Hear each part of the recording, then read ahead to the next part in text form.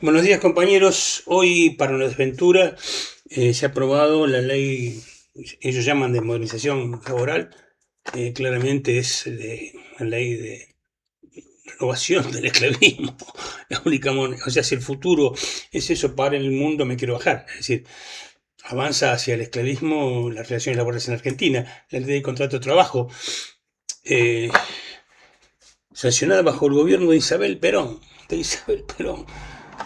uno de sus principales eh, autores, ideólogos, fue el doctor Norberto Centeno, asesinado en Mar del Plata en la noche de las corbatas por el coronel Barda a cargo del GADA, con el apoyo entusiasta de la CNU, un grupo peronista de extrema derecha ligado también a otro asesinado como fue Rucci.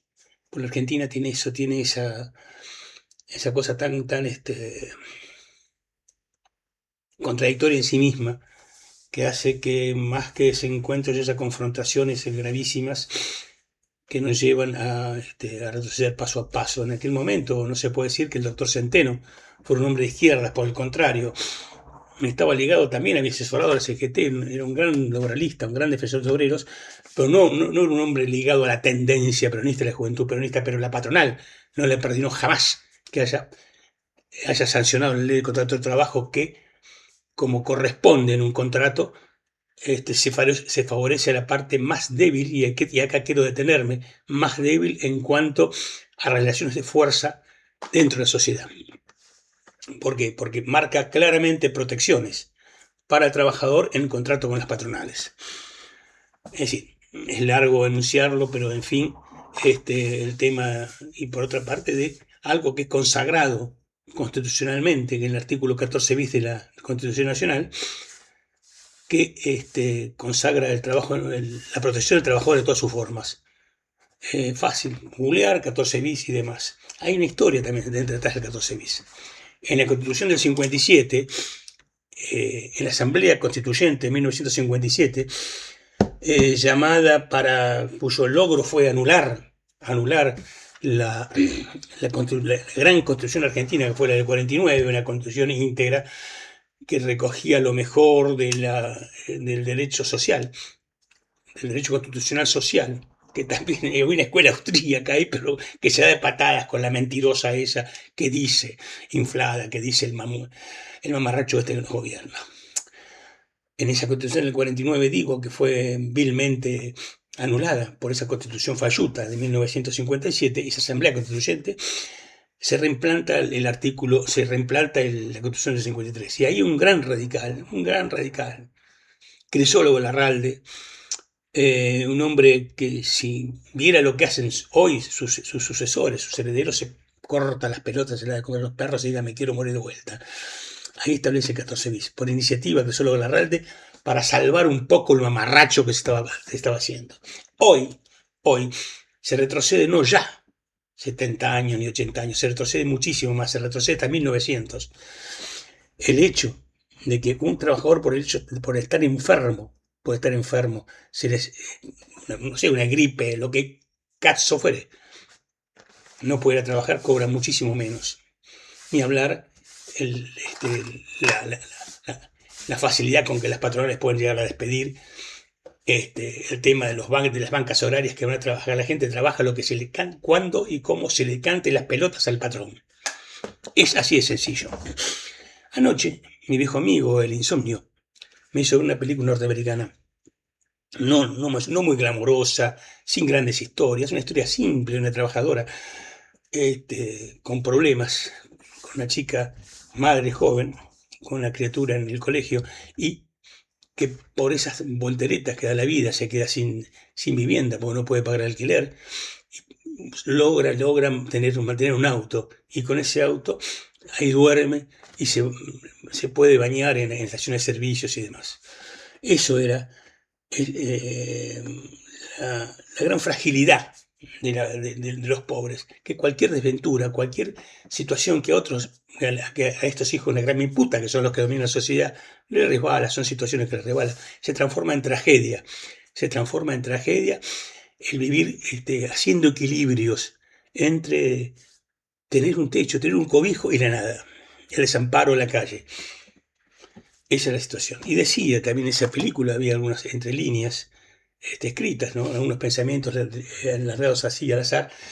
Decía, no al azar, no, exprofeso, hablaba cómo es que la mirada que se despierta entre aquellos que mantienen cierto equilibrio, cierto beneficio con respecto a los pobres y con respecto a los marginados, los miran con odio.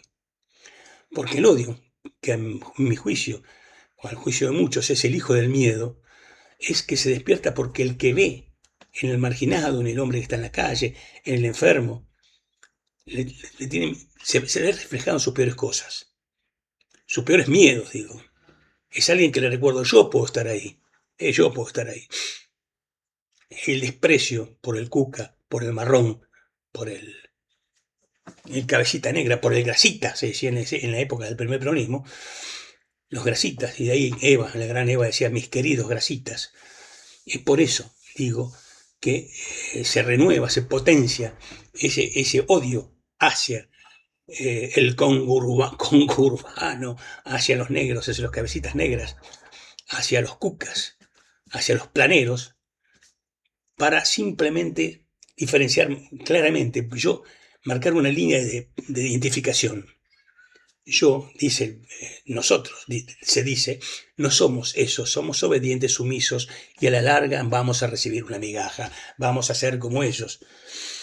Es como aquel tipo que no sabe jugar al fútbol, es un patadura tremendo, y bueno, pero se hace hincha, no sé, de un club que juega muy bien, en la ilusión de que juega, pero no juega. O sea, en la calle no puede ni patear una pelotita chica de goma. Esa es la realidad, eso es esa mirada que se tiene que tener acerca de la sociedad, que si no miramos en conjunto, y, y vuelvo al tema de la debilidad. Es cierto, la ley de contrato de trabajo protege al más débil desde el punto de vista de las relaciones de poder en la sociedad. Y desde ese punto de vista, la legislación equipara, iguala. Es un sostén para el sector que comercialmente, desde el punto de vista jurídico, es más débil, pero que es el más potente y el más fuerte de la sociedad por su carácter de productor, básicamente, porque es el que produce todos y cada uno de los bienes, el que hace cumplir los servicios, sea de lo que la naturaleza que sea, y aquel que solamente ha puesto plata en función de ganar de llevar adelante un proyecto que justamente le va a dar dinero. Está bien que gane dinero, bueno, Cristina decía así, está bien que se gane dinero. Yo digo, bueno, macanudo, está bien que se gane dinero, sí, pero no a costa de otro, no cagando al otro, no aplastando al otro, no proyectando despedir al tipo que ya no te sirve, que está enfermo. Esa es la situación. Sin una legislación, sin una que iguale, que nos avance, que nos permita avanzar a una sociedad de iguales ante la ley, se da por sentado, digo. Pues yo no es igual, nosotros no somos iguales, esta banda canallesca que nos oprime. No lo somos. Pero digo, la igualdad ante la ley, si somos todos iguales, en este momento la desigualdad es tremenda, porque se desprotege por completo al trabajador, no se le permite planificar nada. ¿Qué puede planificar un trabajador que va a trabajar 12 horas o más al servicio para enriquecer a un patrón? ¿Cuál es la ventaja que tiene comparativa con respecto al otro? Entonces la diferencia social se agudiza en forma infinita, y también la propia sociedad, porque el eslabón más débil, el obrero, ya no puede planificar absolutamente nada, porque depende de lo que se le cante a la clase dominante. Quiero ir para allá, va para allá. No importa el costo que tenga. Hay que despedir 2.000 tipos, bueno, se despiden los 2.000 tipos. No pasa absolutamente nada. Es esa sociedad la que nos están empujando. Y aquellos que piensan, hay una frase vieja que decía, cuanto peor, mejor. No. Esa frase atribuida falsamente a los trotskistas, o no me acuerdo qué carajo. A quien se decía, cuanto peor, peor. porque de esta salimos peores. Del advenimiento del fantoche infame, salimos peores. No, esto dura poquito, nos levantaremos y rápidamente no seremos nosotros el poder. Esa otra gilada que circula, el gorilaje rompe y luego nos llaman a nosotros, los peronistas, para que hagamos lo roto. No, no. Cuanto peor, peor vamos a estar. Y si no frenamos esto con claridad, si no ponemos el eje en quien hay que ponerlo, que se nos trabaja, en la defensa firme de los derechos de los trabajadores, más que los derechos, del protagonismo de los trabajadores. Se hablaba allá en el 48, 49, que la columna vertebral del movimiento nacional justicialista eran los trabajadores, no ya el movimiento obrero, eran los trabajadores, que sí, que contaban con una dirigencia que los expresaba, y hoy no los expresa. Hoy quedó probado que como le aprobaron las cajas sindicales, le aprobaron los descuentos sindicales en forma automática, no llamaron como se tendría que haber llamado a un paro general como movilización, que activándolo con fuerza hubiera salido. Y ayer se movilizó la clase trabajadora, sí, sectores de la clase trabajadora se movilizaron, fue una movilización importante, pero hubo notorias ausencias. Es decir, acá en Mar del Plata yo fui apenas puedo, bastante dolorido, pero pude caminar un poco. Y bueno, sí, vi realmente hubo gremios que movieron bastante lo que tenía que mover, pero no vi grandes movilizaciones por derechos interesados. ¿Qué? Yo digo, los albañiles, la Unión Obrera de Construcción, vive en otro país, vive en Marte. ¿No le interesa la reforma laboral? ¿O ya los tienen todos comprados? Porque hay un tema, el famoso tema que se hablaba de la burocracia sindical, que a mí me molestaba bastante hablar de burocracia sindical, porque siempre era un sonsonete de los trotskistas, digo, y uno tenía un poco de un estalino metido por ahí dando vuelta, no quería compartir este lenguaje con ellos, pero hay también la verdad. Muchas veces hay dirigencias. Tuve una experiencia realmente cercana hace poco. Alguien que conozco fue un sindicato en teoría democrático, no el mío, no la bancaria, fue un sindicato de teoría democrática con gran prestigio, y lo recibe a la persona, alguien de gremiales, y dice, sí, ya me dijeron que vos sos un poco conflictivo. Ahí empieza la burocracia. Además de la vieja historia, que es vivida porque habla en mi juventud, y fui a mi primer sindicato, fue la textil, no me acuerdo qué gestión hacer, y ya cuando entré a la fábrica el otro día, el capataz me dijo, así que anduviste por el sindicato, ¿no? Bueno, eso es la burocracia sindical, que prioriza sus relaciones con las patronales, con los intereses de las clases dominantes, con el propio imperialismo, y no con la clase trabajadora, que en forma definitiva tiene que darse un lugar potente en el movimiento popular y tener el protagonismo que el protagonismo negado aún en las épocas ganadas, de la época ganada. No hubo un protagonismo de la clase trabajadora. Se priorizó a intereses, en mis épocas decíamos pequeños burgueses, de la pequeña burguesía ilustrada, de las bellas almas, que pensaban en la diversidad y no sé qué,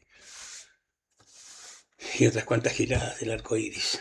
Bueno, compañeros, disculpen la calentura, pero estamos, una y otra vez estamos muy mal. Imagino a mi padre, que fue uno de los que bregó y colaboró en la redacción del Estatuto del Periodista, en el año 1945 46, no me acuerdo, y hoy fue anulado de un plumazo por una banda de crápulas sin decencia e ignominiosos. Que tengan ustedes buenos días.